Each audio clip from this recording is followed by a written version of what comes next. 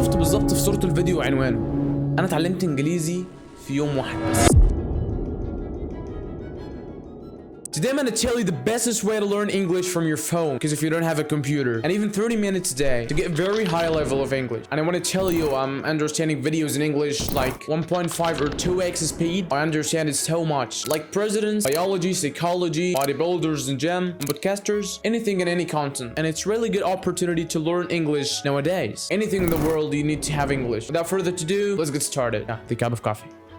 كلنا بنتعلم انجليزي في المدرسه حوالي اكتر من 12 سنه، مدرسه عاشور، ومع الاسف يعني في الاخر بنطلع كلنا بصمجيه من غير كسوف يعني. خلاص مش كلكم يعني، نصكم يعني. او حموكشه لو سمحت بالله عليك، عايز اكمل الفيديو بس معلش الناس تستفاد. اخرنا عارفين الحروف او شويه كلمات بسيطه، او يا عم بتبقى عارف تتكلم بس بتتكلم بصعوبه وبتفكر في الجمله وبتركبها في دماغك بالعربي قبل ما تقولها بالانجليزي. المهم ان بيواجهك صعوبه كبيره جدا في ان انت تتكلم انجليزي. ال 12 سنه دول كان زمانك اتعلمت فيهم يجي 6 لغات. هقول لك النهارده ازاي اتعلمت انجليزي لوحدي من غير مساعده، وكمان اتواصلت مع اجانب، وكل ده بتليفوني وانا لسه عمري صغير اقل من ال20. وانا شايف ان الناس مديه الموضوع اكبر من حجم، لان هو مش صعب بس في ناس بتعقده. لو انت مش قادر تروح كورس تدرس انجليزي ممكن تتعلم في البيت يا جدعان. يعني انا مش فاهم هو يعني صعب في ايه. معاك انترنت، حتى لو من غير انترنت يا عم شوف كده اشتري اي قاموس. انا عايز اقول لك ان اي حاجه على اليوتيوب هنا في المصدر العربي مش موجوده كلها. انت لو فتحت المصادر الانجليزيه هتلاقي بالملايين. عايز تدور على انستا، يوتيوب، لينكد ان، عايز تبحث عن الجيم، اي مجال هتلاقيه بالانجليزي والمصادر بتاعته. ببساطه انا اتعلمت الانجليزي في يوم واحد، لان يوم واحد من تعلمي في الانجليزي بيساوي اكتر من 12 سنه من اللي انت بتتعلمه. يعني بتخليني دلوقتي لو معايا خنجرين اجيبهم كده وارشق واحده في قلبي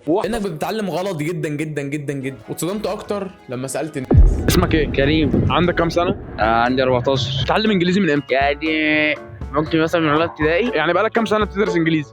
13. انت في سنه كام؟ اولى ثانوي. اولى ثانوي. طب لو قلت لك اي جمله تترجمها هتترجمها؟ على حسب، قول. هيبقى لا تقريبا عشان هو هيبقى صعب جدا بالانجليزي. يعني قول عمرك وهدفك بالانجليزي. مش هدف يعني. هو قول السؤال تاني. بتقدر تفهم الافلام الامريكي ولا؟ في جمل بفهمها عشان ببقى متعود عليها، وفي جمل لا لازم ترجمه فيها. لا، بتيجي مترجمه على طول. يعني انت لازم تترجمها، ما تفهمهاش من غير ترجمه؟ لا. يعني شايف ان مستواك قليل قوي على السنين اللي انت قعدت تدرس فيها.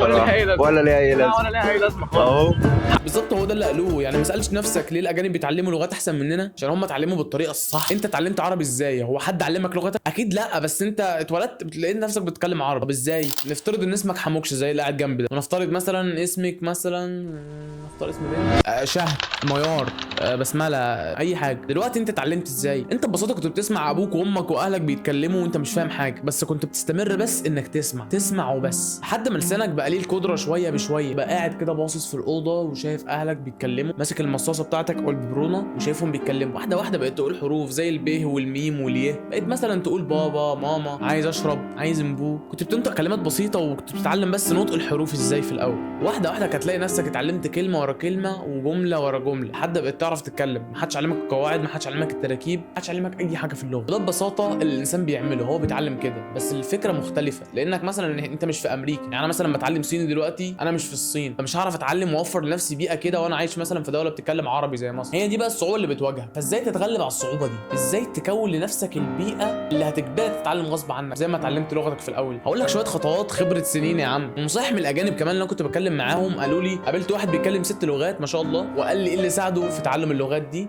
طيب اول خطوه ممكن تعملها ان انت تدمج بيئتك مع الانجليزي. انت يومك كله انجليزي، يومك ماشي انجليزي. كتر من الانجليزي في يومك، خلي بيئتك كلها انجليزي. تسمع اغاني بالانجليزي، تتفرج على افلام اكترها انجليزي، بتقرا كتب اكترها انجليزي، تعلم حاجه اكترها انجليزي، تقرا عن علم النفس اقرا عنه بالانجليزي، بتقرا روايات حاول تقرا روايات انجليزي، تتفرج على كرتون اتفرج على كرتون انجليزي، وده في اي لغه. الحاجه اللي بعد كده لما تيجي تتفرج بقى على الحاجات وتحوط نفسك بالحاجات الانجليزي، ما تترجمش بالعربي كتير. حاول اكتر ترجمتك يبقى بالانجليزي، يعني السبتايتل او الترجمه تحت تبقى بالانجليزي بالانجلش. استنى يا عم عليا، انا اصلا كده انا مش عارف انجليزي، انا مش بفهم حاجه. مش المفروض اول حاجه اخش على القواعد؟ اول حاجه ما تخش على القواعد، انت مالكش دعوه بالقواعد دلوقتي. تعود ودنك على اللغه. وانس عودت ودنك على اللغه، او اول ما تعود ودنك على اللغه، واحده واحده هتبدا تترجم بالانجليزي. تشوف الكلام كده واحده واحده وتبدا تترجم الكلمه اللي انت مش عارفها بالعربي. هتلاقي موقع اسمه يوجلش بتدخل له الكلمه ويجيبها لك وسط جمل، وسط 1000 فيديو بقى. ينطق لك الكلمه واعمل عليها هايلايت بالاصفر بالاصفر او يعلمها بالاصفر، وانت تقعد تسمع وتلقط الكلمه وانت بتسمع. ده هيزود مهارات السماع فواحده واحده، والكلمه اللي انت مش عارفها هتحولها للعربي تحاول تفهمها او تلقطها ما بين الكلام. بعد كده ممكن تاخد فكره بقى عن القواعد، مثلا الفيربز الحاجات دي او الافعال والحاجات دي. بس اهم حاجه ان انت هتحوط نفسك بالانجليزي، هتتعلم غصب عنك. ممكن بقى شويه حاجات تساعدك ان انت مثلا تترجم كام كلمه، تاخد نبذه عن القواعد، هو ده اللي هيساعدك فعلا. يا جماعه الموضوع بالبساطه دي. لو انت عايز تسرع الموضوع اكتر ممكن مثلا تشوف كورس زي امريكان انجلش مثلا، كورس الاستماع، كورس المحادثه، هيفرقوا معاك جدا. هو الخلاصه من الموضوع ان انت تحوط نفسك بالانجليزي، وفي شويه حاجات هتساعدك لو انت عندك وقت زياده، زي مثلا الكورسات اللي على النت زي امريكان انجلش، او مثلا وفي حاجات مدفوعه زي ان انت تتكلم مع اجانب. انا اتعلمت انجليزي ازاي؟ انا كنت بتكلم مع اجانب في الاول، اقول لهم سلو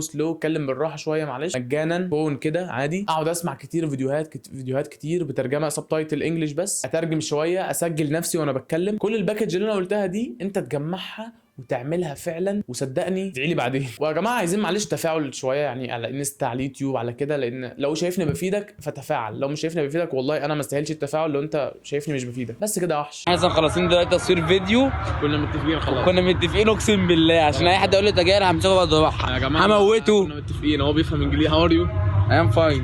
هو بيفهم انجليزي.